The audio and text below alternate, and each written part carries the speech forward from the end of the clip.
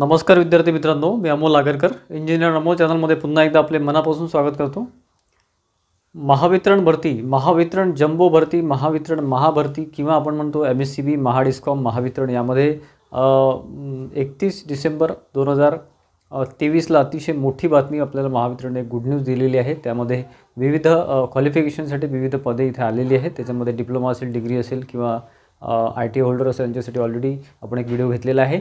आजचा जो व्हिडिओ आहे, आता जो व्हिडिओ आहे तो स्पेशली ज्युनियर असिस्टंट अकाउंटसाठी या पोस्टसाठी आजचा व्हिडिओ आहे किंवा यासाठी जी जाहिरात अपेक्षित होती मागण आपण 8 ते 15 दिवस आधीसुद्धा व्हिडिओ दिलेला आहे। त्याच्यामध्ये विद्युत सहायक आणि ज्युनियर असिस्टंट अकाउंट्स यासाठी जी LDC पोस्ट असते अकाउंट्सची, यासाठी हा पोस्ट इथे वॅकन्सी एक्सपेक्टेड होतीच।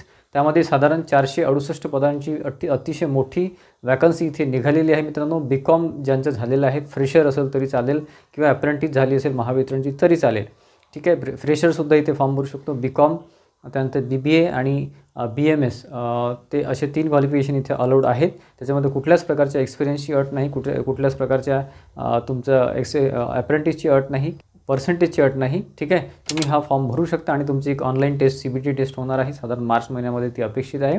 टेंटेटिव्ह महिना मार्च दिलेला आहे।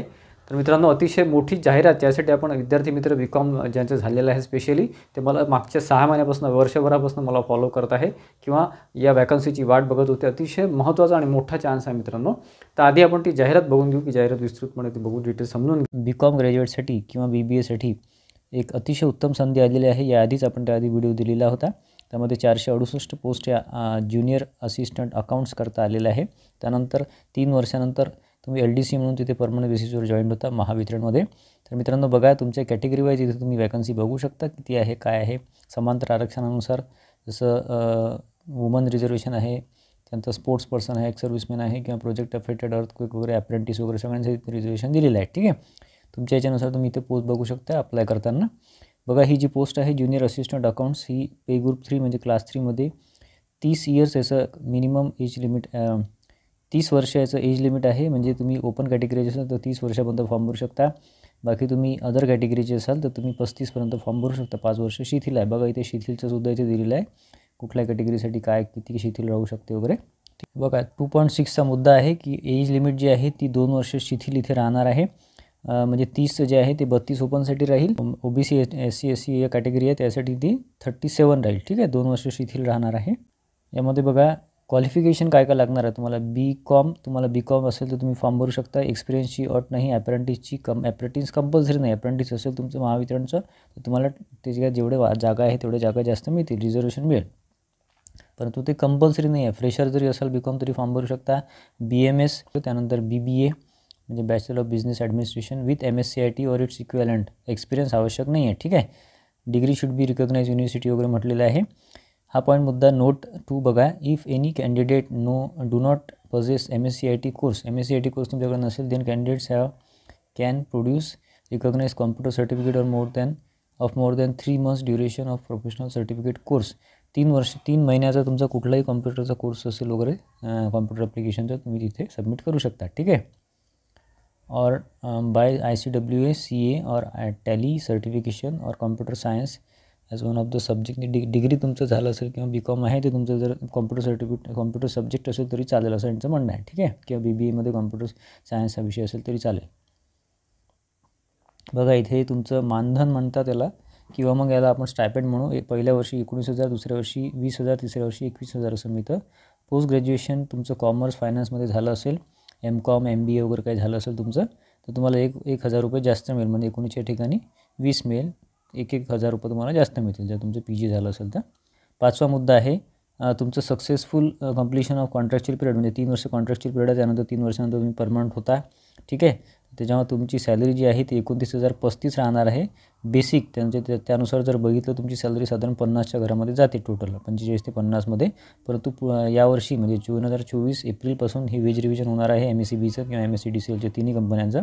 त्याच्यामुळे याच्यात बेसिकमध्ये फरक पडतो। तर साधारण 34 ते 35,000 तुमचं बेसिक होईल पुढच्या वर्षी, म्हणजे यावर्षी एप्रिलमध्ये।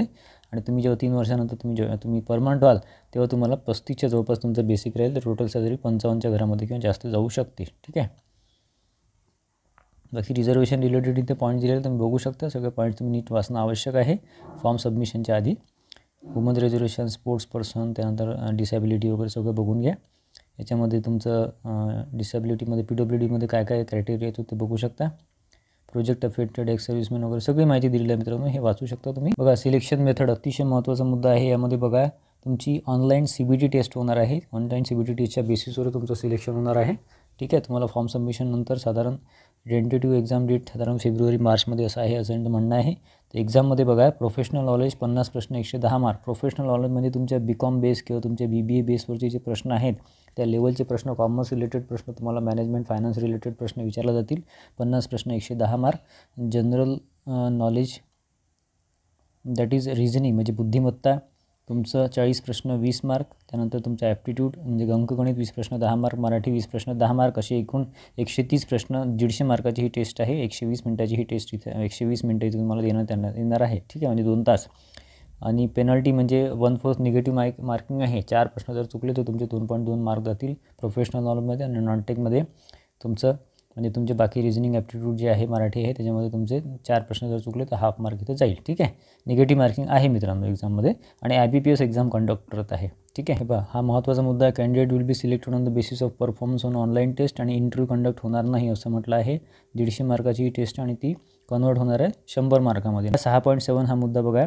इथे मिनिमम क्वालिफाईंग मार्क्स दिलेले आहे. 100पैकी 40 मार्क म्हणजे 150 तर ते कन्वर्ट करतील 100मध्ये. 100पैकी तुम्हाला 40 मार्क पाहिजे ओपनसाठी आणि बाकी कॅटेगरीमध्ये असाल तर 100पैकी 30 मार्क तुम्हाला आवश्यक आहे. त्याशिवाय तुम्ही क्वालिफाय होऊ शकत नाही. बघा इथे ऑनलाईन सबमिशनचं बघा जानेवारीमध्ये कुठल्याही डेटला ऑनलाईन सबमिशन फॉर्म सबमिशन सुरू होऊ शकते. आणि याचे एक्झामचं जे आहे टेस्ट सेंटर म्हणजे सेंटरला तुमची एक्झाम राहणार आहे फेब्रुवारी मार्चमध्ये एक्सपेक्टेड आहे. मार्चमध्ये राहण्याची शक्यता आहे. ठीक आहे. याची फीज जी आहे 500 ओपनसाठी आणि 250 रुपये कॅटेगरीसाठी आहे. हाऊ टू अप्लायमध्ये तुम्हाला सगळं प्रोसिजर मिळून जाईल मित्रांनो. जसं फॉर्म सबमिशन सुरू होईल तसं आपला एक फॉर्म सबमिशनचा सुद्धा व्हिडिओ येईलच. ठीक आहे. बाकी आपल्या टेलिग्राम चॅनलला इंजिनियर अमोल, त्यावर तुम्हाला बरेचसे अपडेट्स आपण देऊच. तर मित्रांनो तुम्ही बघितलं असेल पॉईंट टू पॉईंट मी समजून सांगायचा इथे प्रयत्न केलेला आहे. त्यामध्ये जी काही ऑनलाईन टेस्ट आहे त्याच्यामध्ये तुमचं BCom रिलेटेड किंवा फायनान्स रिलेटेड किंवा BBA BCom रिलेटेड तुमचं जे सिलेबस असेल त्यावर तुमचे 50 प्रश्न 110 मार्क राहू शकतात. त्याच्यामुळं त्याचा तुमचा अभ्यास असणं आवश्यक आहे. त्या रिलेटेड जी बुक लिस्ट आहे ती पुढे आपण तुम्हाला सेपरेट व्हिडिओ घेऊन देऊच त्या रिलेटेड. आणि रिझनिंग ॲप्टिट्यूड आणि मराठीसाठी सुद्धा आपण बुक लिस्ट पुढे सांगणार आहे. त्याचंसुद्धा तुम्हाला प्रॅक्टिस अतिशय आवश्यक आहे. पुढे या रिलेटेड आपले व्हिडिओज राहतीलच. आणि आता जेव्हा फॉर्म सबमिशन सुरू होईल जानेवारीच्या कुठल्याही दिवशी फॉर्म सबमिशन सुरू होऊ शकतं. त्याच्यानंतर 1-2 दिवसामध्ये आपला फॉर्म सबमिशनचा सुद्धा व्हिडिओ येणार आहे. त्याच्यासाठी आपल्या चॅनलला नक्की सबस्क्राईब करून ठेवा सबस्क्राईब केलं नसेल तर. आणि आपला बेल आयकॉनसुद्धा क्लिक करून ठेवा जेणेकरून तुम्हाला अपडेट्स जे मी पुढे आणणार आहे तुमच्यासाठी स्पेशली या पोस्टसाठी ज्युनियर असिस्टंट अकाउंटसाठी ते तुम्हाला पुढे मिळत राहतील. आणि आजचा व्हिडिओ आवडला असेल तर प्लीज व्हिडिओला लाईक करा. आणि जास्तीत जास्त विद्यार्थ्यांमध्ये तुमचे ग्रॅज्युएशन जे झालेले आहे BCom झालेले BBA झालेले विद्यार्थी मित्र असेल त्यांनासुद्धा शेअर करा. रिलेटिव्समध्ये शेअर करा त्यांना जेणेकरून त्यांनासुद्धा ही अतिशय महत्त्वाची माहिती मिळेल. कारण 1-2 वर्षातून एखाद्या दिवशी वॅकन्सी येत असते मित्रांनो.